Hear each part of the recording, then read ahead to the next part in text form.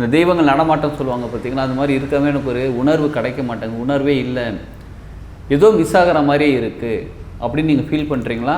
நான் அந்த மாதிரிலாம் கோயிலெலாம் போகலங்க, நான் பூஜைலாம் விளக்கு கழுவி இருக்கா, அந்த விளக்கு சுத்தமாக இருக்கா, எண்ணெய் நல்ல எண்ணெய் தான் கரெக்டாக ஊற்றிட்டு இருக்கோமா, இல்லை திரி இந்த மாதிரிலாம் பார்க்கவே மாட்டாங்க. என்னோடய வேலை என்ன, விளக்கேற்ற சொன்னீங்க, இப்போது ஒரு வீடியோவில் பார்த்து விளக்கேற்ற சொல்லியிருந்தோம் செய்கிறாங்க, அது அப்படியே இருக்குது. நான் இல்லை ஆள் ஃபுல்லாக அந்த வாசனை அடிக்குது. நான் வெஜிடேரியனுங்கிறது வந்து நீங்கள் சாப்பிட உங்கள் விருப்பம், ஆனால் அதுலேருந்து வரக்கூடிய வாசனை ஒருவித தேவையில்லாத எனர்ஜி சக்தியை அழைக்கக்கூடியதாக இருக்கும், ஈர்க்கக்கூடியதாக இருக்கும். அதனால் நீங்கள் அந்த மாதிரி நான் வெஜிடேரியன் செஞ்சீங்க அப்படின்னா நீங்கள் என்ன பண்ணுங்கள், உடனே அந்த பாத்திரத்தெல்லாம் கழுவி வச்சுருங்க. அதே மாதிரி ஊதுபத்தி 2-3 ஊதுபத்தி எடுத்து ஒரு ரூம்லேயும் ஒன்று ஏற்றி வச்சுருங்க.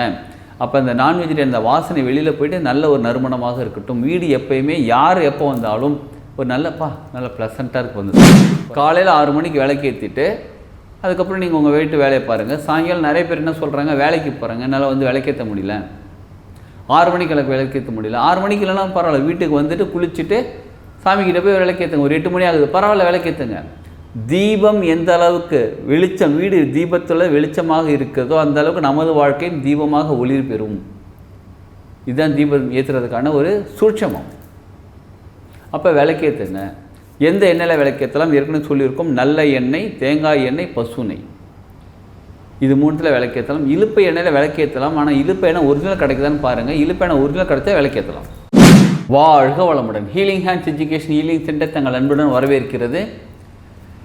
நான் நிறைய கோயில் போகிறேங்க, நிறைய பூஜை பண்ணுறேன், வீட்லேயும் பூஜை பண்ணுறேன், கோயில் போகிறேன், என்னென்னமோ பண்ணுறேன். இருந்தாலும் எங்கள் வீட்டுக்குள்ளே வந்து ஒரு தெய்வீக சக்தி இருக்கிற மாதிரி ஒரு ஃபீல் கிடைக்க மாட்டேங்குது. தெய்வங்கள் வீட்டுக்குள்ளே இருக்கிற மாதிரி ஒரு அந்த தெய்வங்கள் நடமாட்டம் சொல்லுவாங்க பார்த்தீங்களா, அது மாதிரி இருக்கவே எனக்கு ஒரு உணர்வு கிடைக்க மாட்டேங்குது, உணர்வே இல்லை, ஏதோ மிஸ் ஆகிற மாதிரியே இருக்குது அப்படின்னு நீங்கள் ஃபீல் பண்ணுறீங்களா?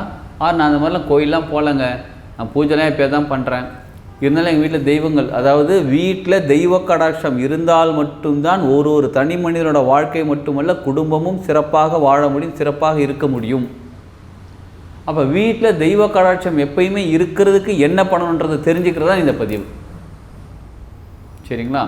நீங்கள் கோயில் போய் சாமி கும்பிடுங்க, என்னன்னாலும் பண்ணுங்கள், இல்லை வீட்டுக்குள்ளே பூஜை பண்ணுங்கள், என்னன்னாலும் பண்ணுங்கள். ஆனால் வீட்டுக்குள்ளே எப்பயுமே தெய்வ கடாட்சம் தெய்வங்கள் இருக்கணும், அந்த தெய்வ சக்தி இருக்கணும். அதுக்கு என்ன பண்ணலாம்?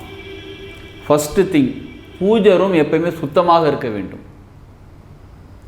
பூஜை ரூமில் சிலரோட வீட்டில் பூஜை ரூமில் ஒட்டடை படிஞ்சிருக்கும், அந்த ஒட்டடைலாம் க்ளீன் பண்ணுங்கள். முதல்ல தினமும் போவாங்க, அந்த விளக்கு இருக்கும், அந்த விளக்கில் எண்ணெய் ஊற்றுவாங்க, திரியை வைப்பாங்க, விளக்கேற்றிட்டு வந்துடுவாங்க, அவ்வளோதான்.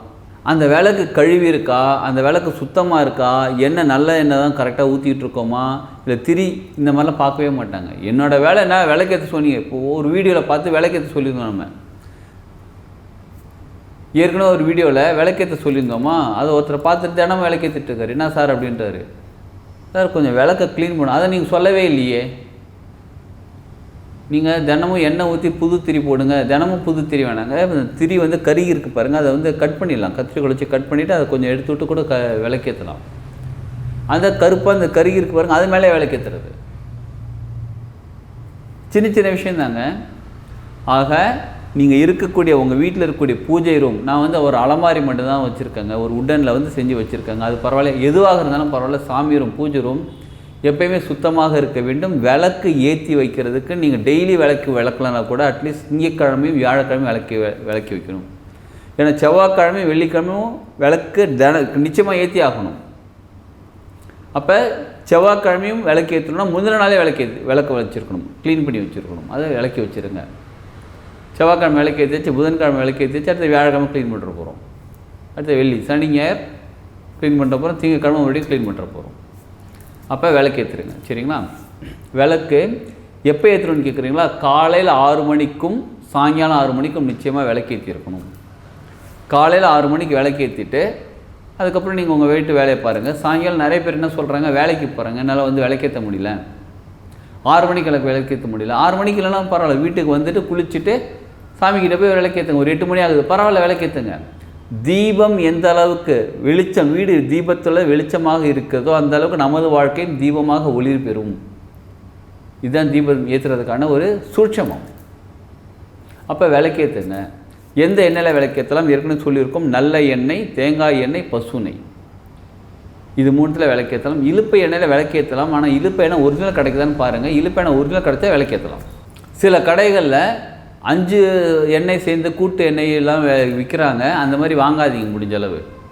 அதில் வந்து சில ஃப்ராக்ரன்ஸ்லாம் போட்டு வச்சுருக்காங்க. இந்த எண்ணெய் ஏற்றி வச்சிங்கன்னா உங்களுக்கு வீடே வாசனையாக இருக்கும். எண்ணெய் இருக்கோ, இப்போ நல்லெண்ணெய் வாசனை தான் வீட்டுக்குள்ளே அடிக்கணும். தேங்காய் வாசனை தான் அடிக்கணும். நெய் வாசனை தான் அடிக்கணும். இதெல்லாம் கலந்துருக்காங்க அப்படின்னா அது ஒரு வாசனை க்ரியேட் ஆகும். ஆனால் இவங்க வந்து ஒரு பர்டிகுலர் பர்ஃப்யூம், அந்த கெமிக்கல் கலக்கிறாங்க பாருங்கள். அந்த மாதிரி கெமிக்கல் கலந்த எண்ணெய்கள் பயன்படுத்த வேண்டாம். திரி போட்டு விளக்கேற்றிடுறீங்க. தினமுமே விளக்கேற்றுங்க. ரொம்ப ரொம்ப நல்லது. வீடு அப்போ தான் ரொம்ப நல்லாயிருக்கும். ஃபஸ்ட்டு பூஜை ரூம் க்ளீனாக இருக்கணும். விளக்கி வைங்க. அடுத்தது விளக்கு ஏற்றுங்க தினமுமே. அப்புறம் ஊதுபத்தி மாதிரி ஏதாவது நல்ல ஃப்ராக்ரன்ஸாக இருக்கக்கூடிய, நம்மக்கிட்ட குங்குலி ஊதுபத்தி, தசாங்க ஊதுபத்தி இருக்குது பாருங்கள். அந்த மாதிரி ஊதுபத்தி எடுத்து தினமுமே காலையில் ஒரு ஊதுபத்தி, அட்லீஸ்ட் ஒரு ஊதுபத்தி, நார்மலாக 3 ஊதுபத்தி வைக்கணும், இல்லை 5 ஊதுபத்தி வைக்கணும்.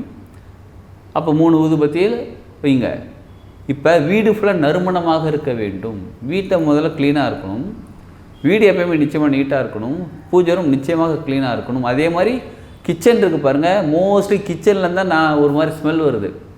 நிறைய பேர் கிச்சனை க்ளீன் பண்ணாமல் அப்படியே வச்சுட்டு போயிடுறாங்க. சிலர் வந்து நான் வெஜிடேரியன் நிறைய சாப்பிட்றாங்க. சாப்பிட்டுட்டு காலையில் செய்கிறாங்க, அது அப்படியே இருக்குது. நாள் ஃபுல்லாக அந்த வாசனை அடிக்குது. நான் வெஜிடேரியனுங்கிறது வந்து நீங்கள் சாப்பிட உங்கள் விருப்பம்.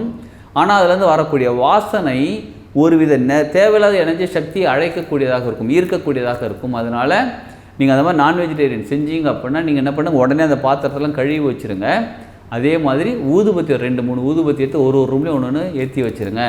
அப்போ அந்த நான் வெஜிடேரியன் அந்த வாசனை வெளியில் போய்ட்டு நல்ல ஒரு நறுமணமாக இருக்கட்டும். வீடு எப்போயுமே யார் எப்போ வந்தாலும் ஒரு நல்ல ப்ளசண்ட்டாக இருக்கும், அந்த ஸ்மெல் சூப்பராக இருக்குப்பா, அந்த மாதிரி வைக்கலாம். அதுக்கு இன்னொரு ஐடியா கூட இருக்குது. நம்ம ஏற்கனவே சொல்லியிருக்கோம் பார்த்தீங்களா,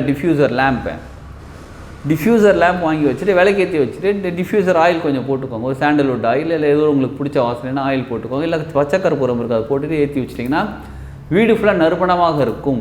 இது ஊதுபத்தி ரொம்ப நல்லது. ஊதுபத்தியை விட இது காஸ்ட் வைஸும் கொஞ்சம் கம்மியாக இருக்கும். அதே மாதிரி வீடு ஃபுல்லாக நல்ல நறுமணமாக இருக்கும். இந்த பச்சைக்கற்பூரம் அந்த ஸ்மெல் வந்து உடம்புக்கு ரொம்ப நல்லது. அந்த வாசனை எடுக்க லங்ஸில் இருக்கக்கூடிய கழிவுகள்லாம் வெளியில் வர ஆரம்பிக்கும், லங்ஸில் இருந்தால். அடுத்தது இப்போ சாமி படம்லாம் இருக்குது பார்த்தீங்களா, சாமி படம் இருக்குது, சாமி விக்கிரகம்லாம் இருக்குது பாருங்கள். அதெல்லாம் துடைக்கிறதுக்கு வந்து நார்மலாக என்ன பண்ணுவாங்க, தண்ணி வச்சு துடைப்பாங்க. சிலர் வந்து இந்த ஸ்ப்ரே மாதிரி இருக்குது பாருங்கள், அதை வச்சு இது க்ளீனாக துடைப்பாங்க. அதெல்லாம் துடைக்காதீங்க. தண்ணியில் நீங்கள் என்ன பண்ணுங்கள், கொஞ்சோண்டு பன்னீர் சேர்த்துக்கோங்க. ரோஸ் வாட்டர் இருக்குது பார்த்தீங்களா, பன்னீர் அதை சேர்த்துக்கிட்டு அதை வச்சு துணி துடைங்க. சாமி துடைக்கிறதுக்குன்னு தனியாக துணி வச்சுக்கோங்க. துணி வச்சு அந்த சாமி படத்தெல்லாம் துடைச்சிட்டு நமக்கு நார்மலாக என்ன பண்ணுவோம், சந்தன குங்குமம் வைப்போம், இல்லை மஞ்சள் குங்குமம் வைப்போமா. இப்போ என்ன பண்ணுங்கள், கொஞ்சோண்டு ஜவ்வாது சேர்த்துக்கோங்க. இப்போ சந்தன குங்குமமாக இருந்தாலும் பரவாயில்ல, மஞ்சள் குங்குமம் இருந்தாலும் சரி, கொஞ்சம் ஜவ்வாது சேர்த்துக்கிட்டு நார்மலாக தண்ணி ஊற்றி குழச்சி வைப்பாங்க. தண்ணி ஊற்றாதீங்க, பன்னீர் ஊற்றுங்க. ரோஸ் வாட்டர் இருக்குது பார்த்திங்கன்னா, ரோஸ் வாட்டர் ஊற்றி அதை குழைச்சி எந்த விரலில் வைக்கணும், மண் விரல், இந்த விரலில் தான் இப்படி எடுத்து சாமிக்கு அழகாக பொட்டு வைங்க. பொட்டு வச்சுலாம் அதுக்கப்புறம் நல்ல குங்குமம், தாழம்பூ குங்குமம் கிடைக்கும் பாருங்கள், அந்த குங்குமம் எடுத்து சாமிக்கு பொட்டு வைங்க. இதுவும் ஒரு வித வாசனை தான். சாதாரணமாக தண்ணியில் துடைச்சி அப்படியே போட்டு போகிறத விட இது இன்னும் கொஞ்சம் நல்ல ஒரு தெய்வீகத்தன்மை, அந்த தெய்வீக வாசனை நமக்குள்ளே இருந்துக்கிட்டே இருக்கும். அந்த ரூம்குள்ளே, அந்த வீட்டு ஃபுல்லாக இருந்துக்கிட்டே இருக்கும். இதை செய்யுங்க, பொட்டு வைங்க. பொட்டு வச்சுட்டா எப்பயுமே போல் ஏற்கனவே சொன்ன மாதிரி விளக்கேற்றுறது, ஊதுபத்தி வைக்கிறது எல்லாமே நீங்கள் வைங்க. இந்த மாதிரி எப்பயுமே வீடு சுத்தமாகவும் வீடு எப்பயுமே வாசனையோடு இருக்கும்போது நம்ம வீட்டில் எப்பயுமே தெய்வ கடாட்சம் இருப்பாங்க. நான் கோயில் போயிட்டு வாங்க, கோயிலேருந்து கொண்டு வந்து விபூதி வைங்க, என்ன வேணாலும் வைங்க. இதை செய்ய வீடில் எப்பயுமே நல்ல நறுமணம் இருக்கும்போது தான் எப்பயுமே தெய்வ கடாட்சம், தெய்வங்கள் நம்ம வீட்டில் இருப்பாங்க. தெய்வங்கள் நம்ம வீட்டில் இருக்க தான் நம்ம தனி மனித வாழ்க்கையும் நம்ம குடும்ப வாழ்க்கையும் சிறப்பாக மாற ஆரம்பிக்கும். இதை பயன்படுத்தி நம்ம வாழ்க்கையை சிறப்பாக மாற்றிக்கொள்வோம். வாழ்க வளமுடன்.